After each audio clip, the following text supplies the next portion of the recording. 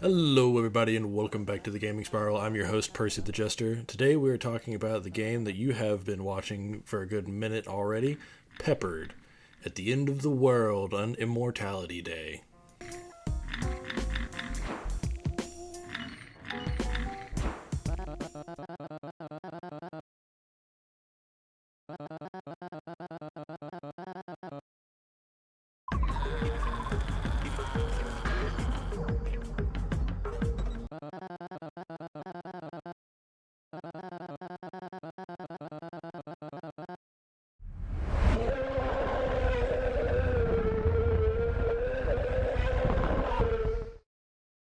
As you can see, there might be some weird sayings and weird goings on in this, pointing to the fact that this game is an existential horror of sorts and of the weird side-scroller mechanics and choices that you can make. You should also take into account the very, very hard to earn day after release positive review. I wouldn't be surprised if very soon this game has overwhelmingly positive reviews on it.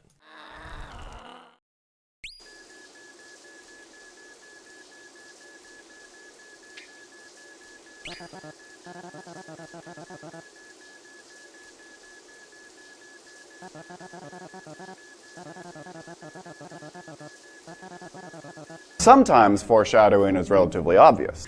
And you can kind of start seeing where this game starts getting a little weird with some of its storytelling and the choices that you can make. A lot of these characters make super big deals out of literally nothing, and as you can see here, making a big deal out of being the coffee guy.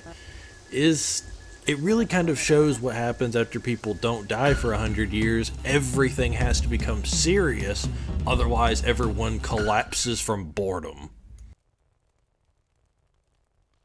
Oh, I did it! Ah! I did it!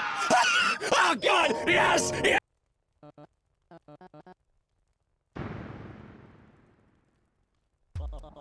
What else is there to really say about this moment? I pressed a button and all of a sudden I'm meeting with the boss of the company, who's obviously a part of a generational welfare problem in an incredibly long-lived society. Imagine being a Nepo baby where no one has died for 100 years.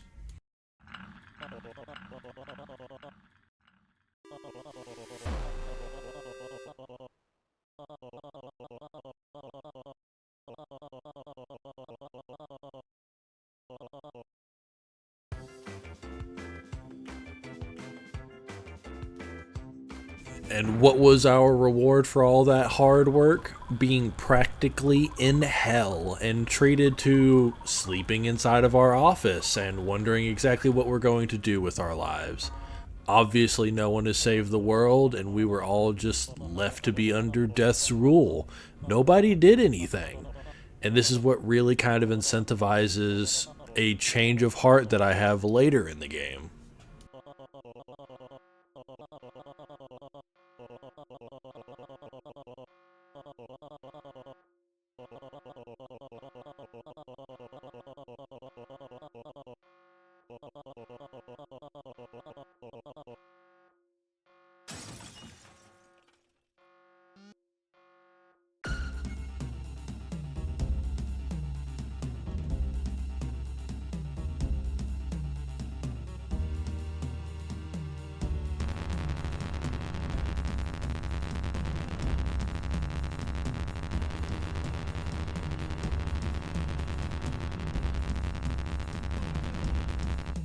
Prepare to be written! I'm doing it! I'm doing it! Yeah! Yeah! In some of these, in some of these. Almost there, and done. Now let's see how it looks so far.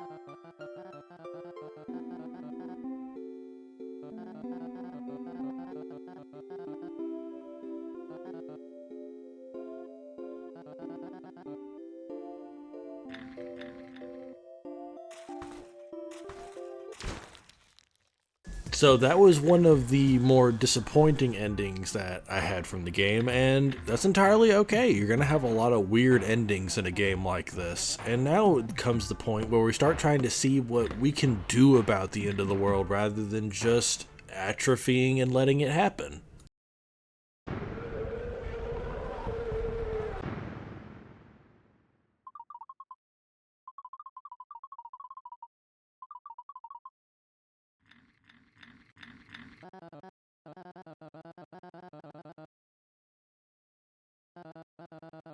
Once again, we are faced with the literal end of the world, and all anyone is telling us to do is wait for Mr. Theodore to save us. Wait for the usual savior to come and do his thing, rather than anyone doing something about it themselves.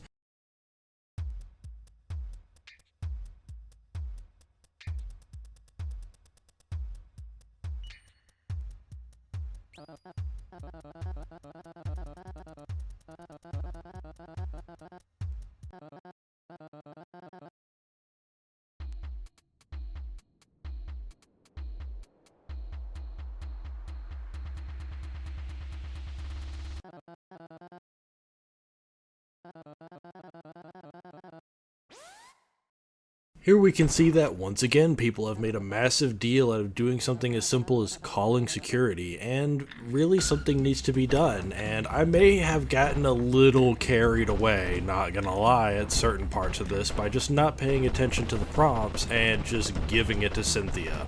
Now, you might notice something here. I win this fight right here, but nobody reacts. The boss doesn't do anything, none of the other coworkers do anything. It's because everyone's been immortal for so long that they just feel invincible. I just attempted to murder somebody and all of them are just looking at me like it's another Saturday and there's a cocky employee about to get written up. Now, I would like to bring your attention to this specific choice because, in all honesty, you see this prompt a lot in a lot of different choice paths that you can take in the game, so you can really learn a lot, and it says a lot about what the game wants you to learn from this choice.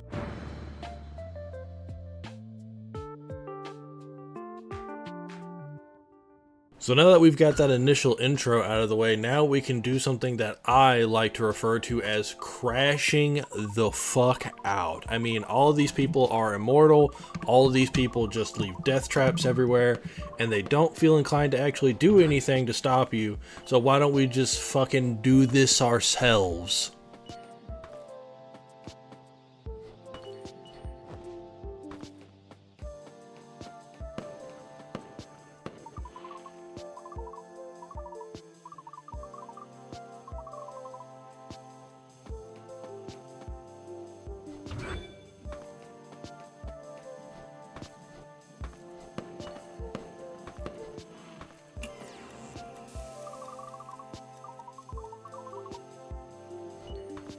It's here after finding one of our very first checkpoints that we meet one of our main antagonists for the game, the policewoman, and her strawberry camera, I think? I don't think this thing ever actually shoots, so I'm just gonna call it a strawberry camera.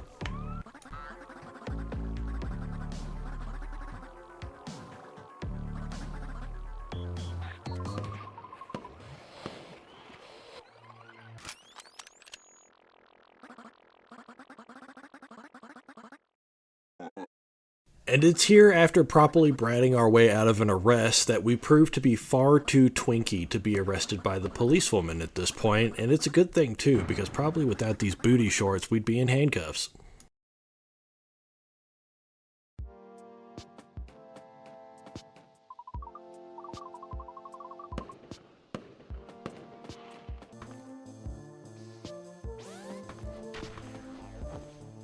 Like, seriously, I don't know what y'all are getting from this, but looking at how she's just following us, trying to give us orders, trying to arrest us and everything, I am getting very Dom energy from this police rabbit.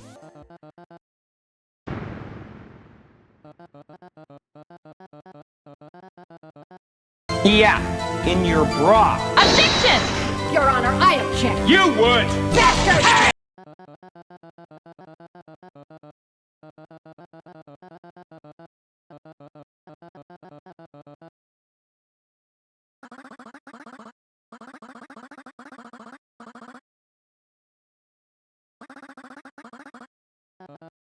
And here comes one of my greatest reaction images of all time. Inhales policewoman. It really is just pure gold what you can accomplish with a little bit of imagination and some pixel art.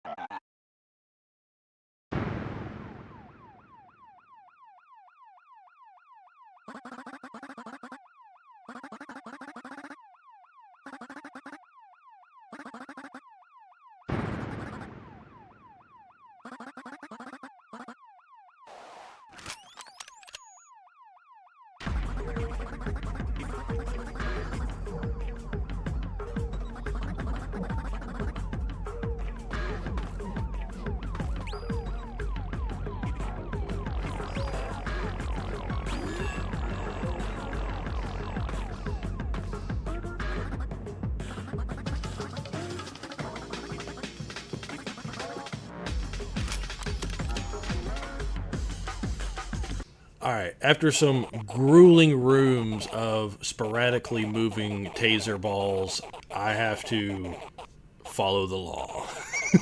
Oddly enough.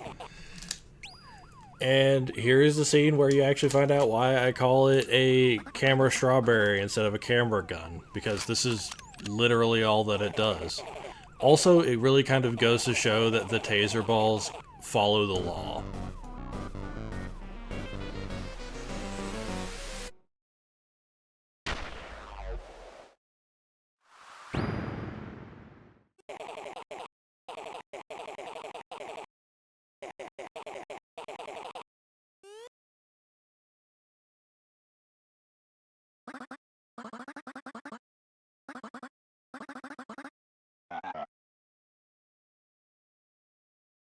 Abandoning your post, inciting a scurry, reckless endangerment of rodents, but, to be fair, you did stop a master criminal from stealing 24 moldy onions.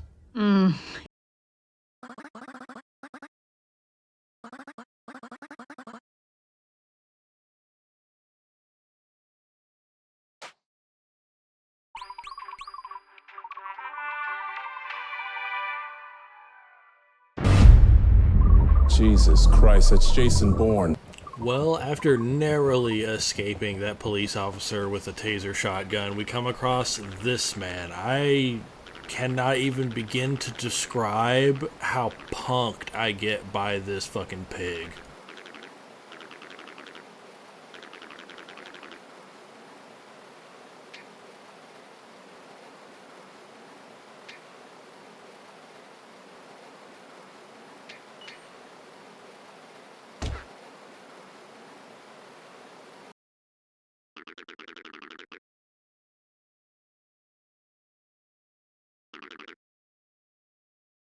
Now that he's pushed me into the dumps, I have to do the one thing that I dread the most.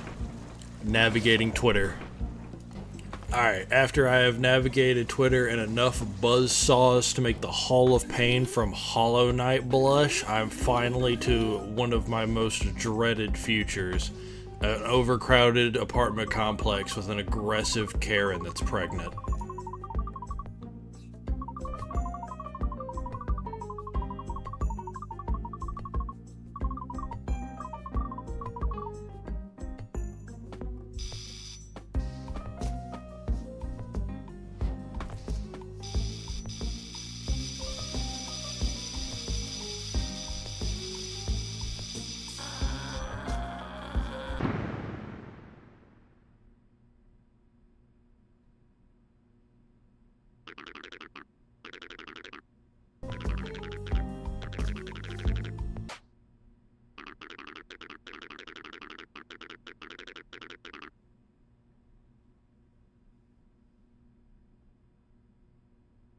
Alright, we finally did it. We finally made it to the theater despite the pig screwing with us and literally everyone and their grandmother trying to stop us from making it. We just need to get up this really unnecessarily tall series of lifts to be able to put the star in place and stop death. So far, we have conquered eldritch monstrosities beyond the mortal comprehension. We have dealt with HOAs and Karens. There is not much left to do other than save the world.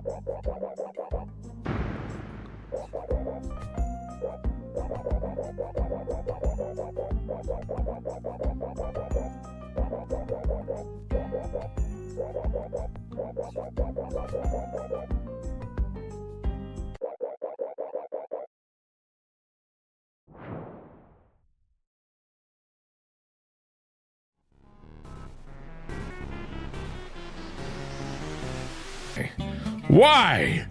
Why? Why, oh God, fucking why?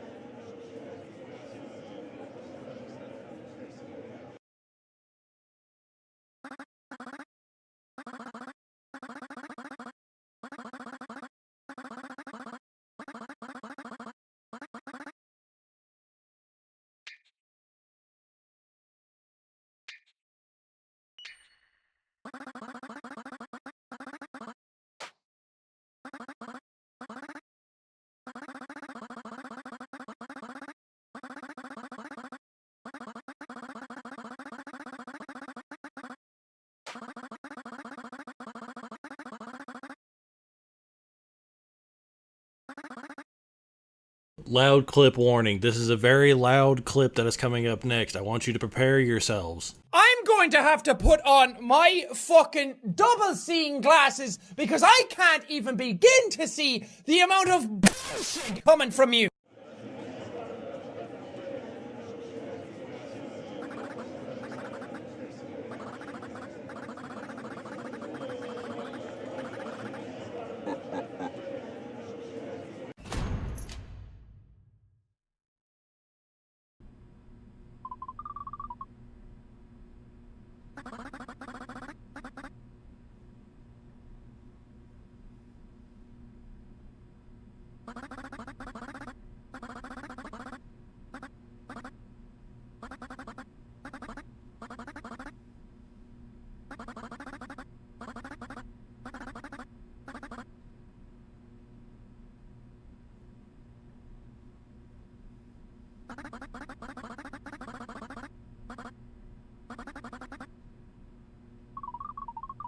So after being ordered not to go through her stuff, we find a very good moment to rifle through all of her personal belongings and then make a prison break.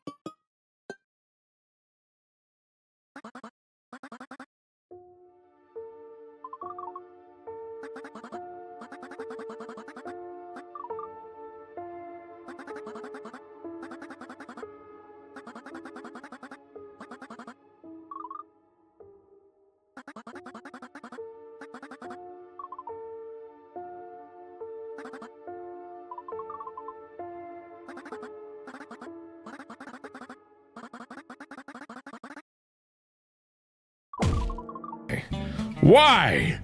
Why? Why, oh God, fucking why?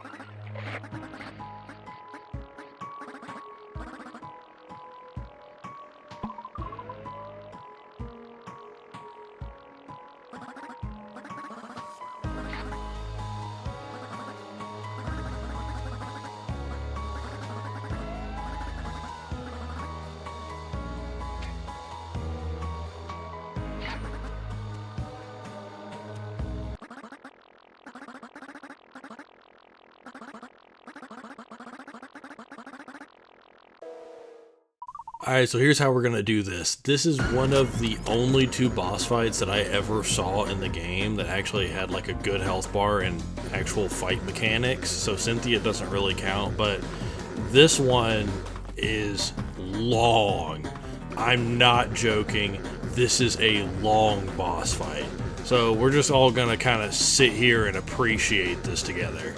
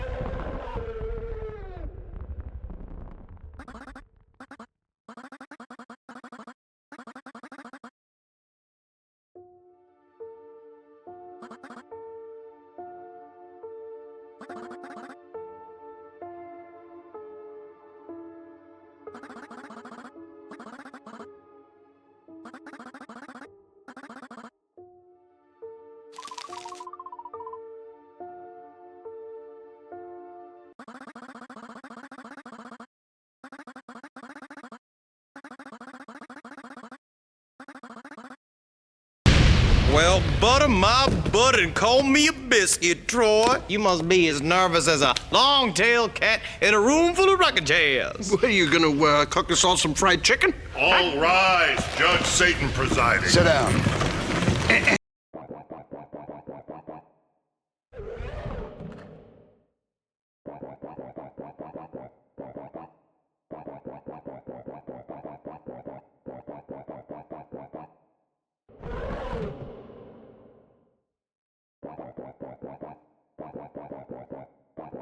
That's right, justice has become so moot and so useless in a world where people don't die that they've turned it into a game show. It's as if it was hosted by Steve Harvey in the shape of a frog.